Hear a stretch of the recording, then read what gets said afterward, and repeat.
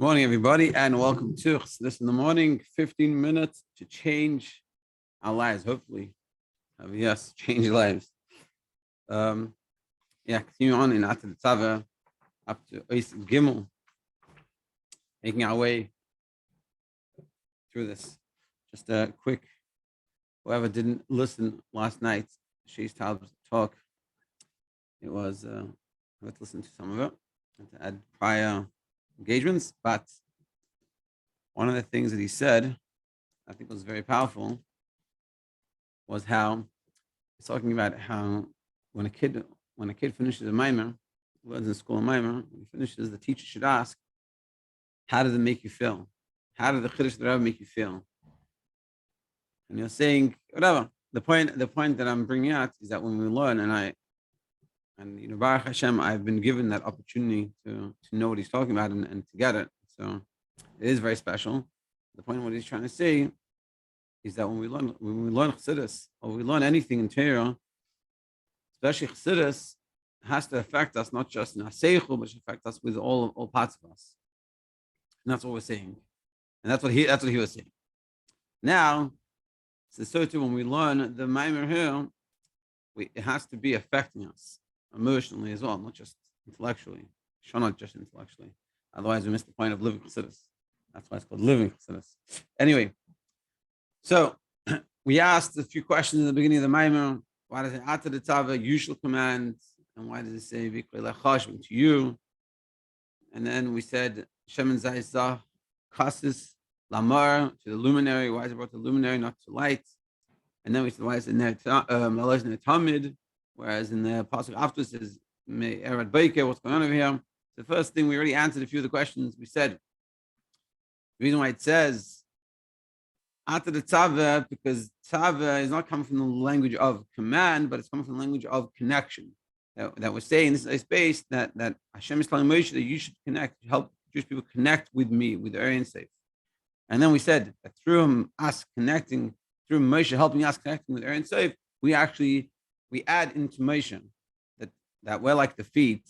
And Sheish Me'is Elef Ragli Ha'am Asher Nech B'Kibo, the 600,000 feet that I'm among, that we are like the feet, and Moshe is like the head, that we take the head to where by itself it can't go. Like the example, the Rebbe once said to Reuven Dunim about his shlichus. I don't remember exactly the whole context of the conversation, but the Rebbe said to him, he goes, really, I want to be in France doing shlichus, and I want to be in Eretz Yisrael, where Reuven Dunim was from. He's from Haifa. I want to be in Haifa, and I want to be in Australia, but it's not practical for me to be there. So I send you as my shliach, as my representative. You are me in that place.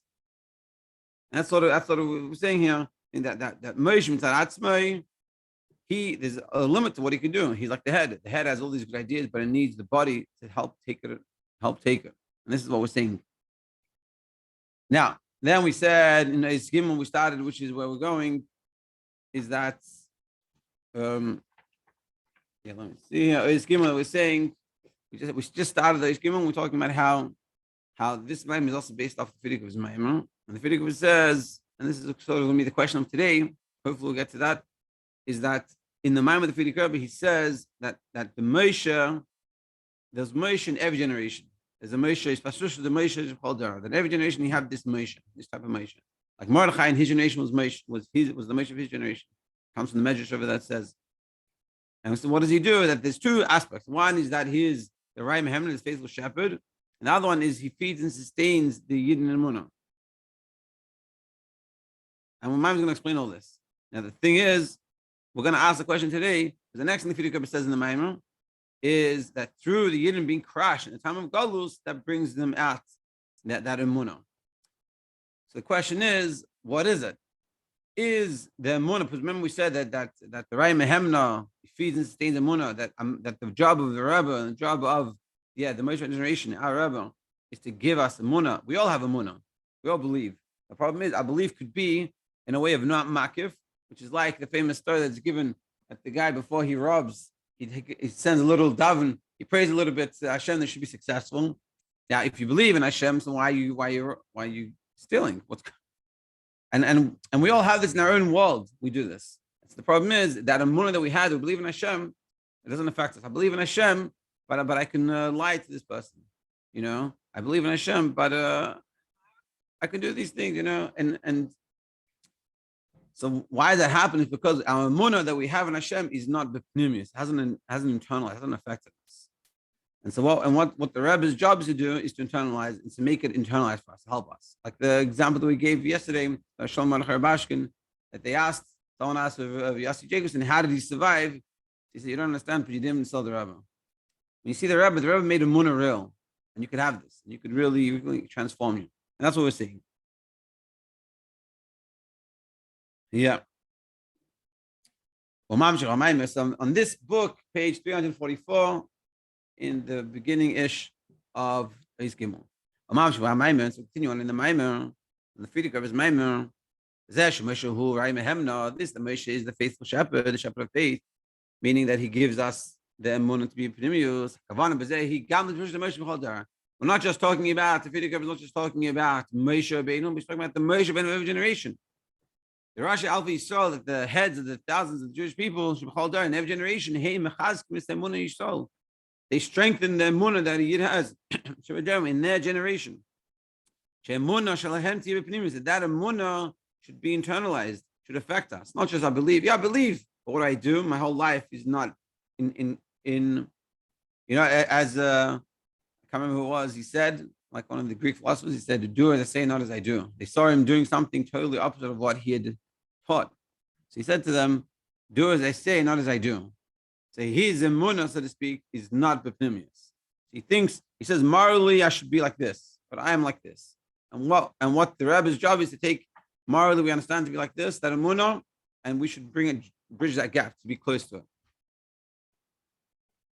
Just like Mordechai, that he was the Moshe of his generation. As it says in the Medrash, Mordechai in his generation was like Moshe in his generation. The Mordechai was like the epitome in his generation of Moshe.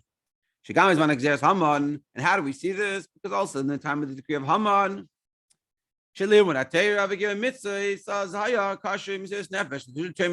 of Mordechai, we all know the story of Purim. It was about they needed Mesiras Nefesh.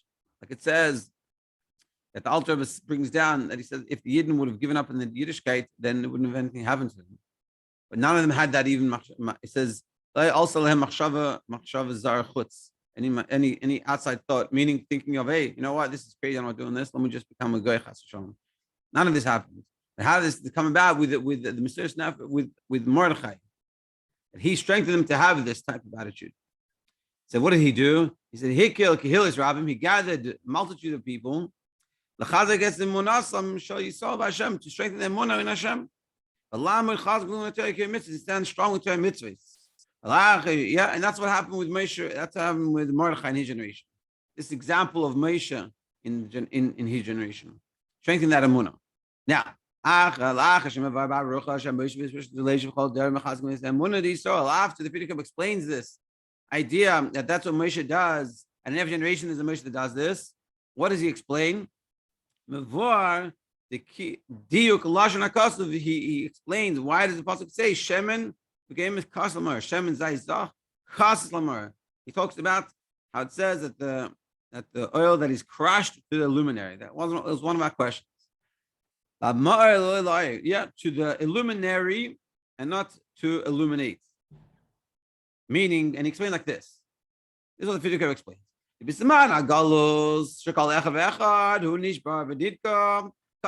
Galus, like this time of Mordechai, that everyone was in a crash situation.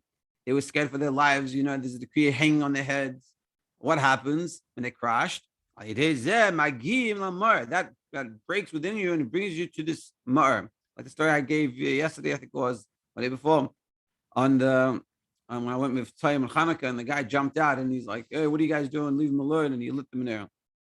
The rest of the day, he doesn't think about Yiddishkeit at all. But once he sees two Yidden being in an uncomfortable position, so Yiddishkeit jumps out.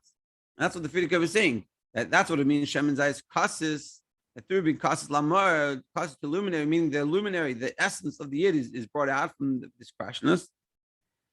That's what it causes. That's from there is the light. That essence that we have, which is connected to Hashem. So what we're saying is here, we're saying on one hand, we're saying that the Mordechai in Mordechai in his generation and the Spashis of Moshe, that the Mordechai of every generation, the Moshe of every generation, being the Rebbe in our generation, cause us to have this Emunah that should be Pnimius. And then we're also saying that they're being crushed in the time of Galus that brings out this connection to Hashem. So therefore we need to understand what's the connection between crushed and luminary to what is said in the maamer just before this. The Moshe and Moshe of every generation. It seems like we're saying on one hand we're saying that Moshe makes it b'pnimius, and the Moshe of every generation makes it b'pnimius, and we're saying also another way of doing it is through being crushed. Is it? Do we need birth? But in the story that we're bringing of Mordechai, it's birth. It's being crushed and Mordechai. So what is it? Is it being crushed? Is it the Mordechai? Is it birth? And what about now in our days? Think about it. We're not crushed in the same way as they were crushed. We're not being having the difficulties in terms. So we have our own self-made difficulties, but not from the outside. So how does this apply to us? So let's see. Ois Vav, page 348. So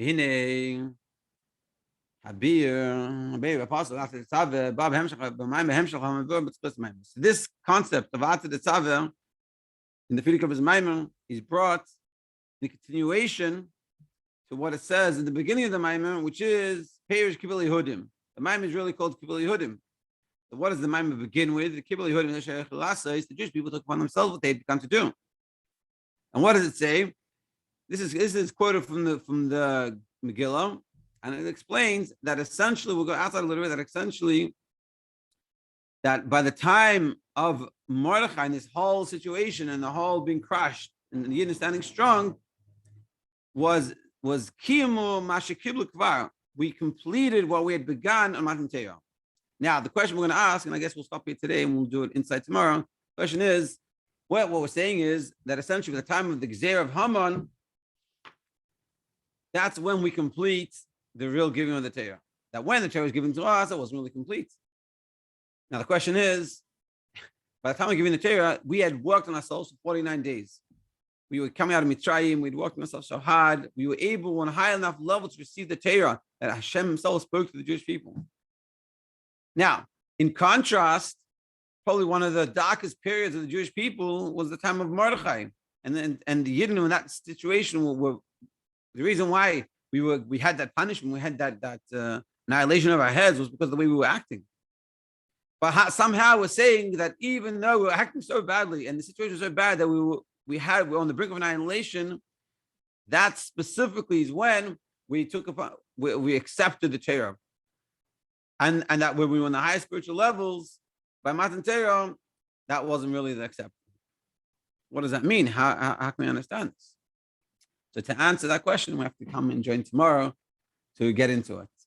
Everyone should have an amazing day, and we should think about a few things to think about. Take with you for your the rest of the day is first of all realizing that we are shluchim in the Rebbe, and in any position we find ourselves, we have to realize that we are the feet of the Rebbe, and the Rebbe can't do everything, and he needs us, especially now after Gimmel Tammuz, for Gashus, we don't see the Rebbe. Even more so, we have to be the light of the Rebbe, the feet of the Rebbe.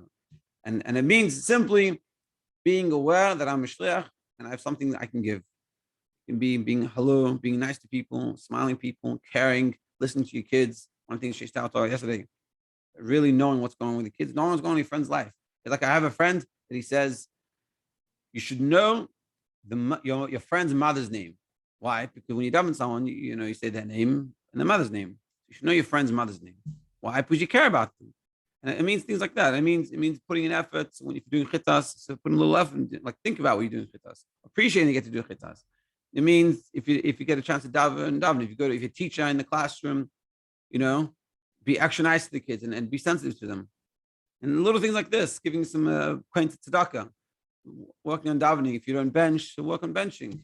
If you don't say any morning bracha, say a little bit of morning bracha. little things, and realize that we're doing this and we're helping the Rebbe. It's like someone said, a kid, I'll finish off with this. The kid once wrote to the Rebbe that he took upon himself to wash Nagelwasser. Like, shkayach, big deal. And the Rebbe said to him, never wrote him back, that you have quenched a parched soul with your good news. Meaning like imagine you're like struggling for water, and suddenly someone gives you like a nice big glass of water, and you're like, oh, you drink and it feels so good. It's like, oh, it's that good feeling, it's the best feeling. And this is what the Rebbe was telling this kid, that's what you've done for me. So we don't know what we can achieve by these little things. I look at myself, what's the big deal? Washing Nagelwasser, shkaya. But what we're saying, we don't appreciate this. And these little things we do, and the smiling at the person we do, and caring about someone and caring about ourselves, and then taking care of ourselves and making sure to eat healthy, so we have to go to bed on time. Oh, that's a big one. Doing all these little things, we're making global impacts. So we should be successful and have an amazing day. Thank you for joining.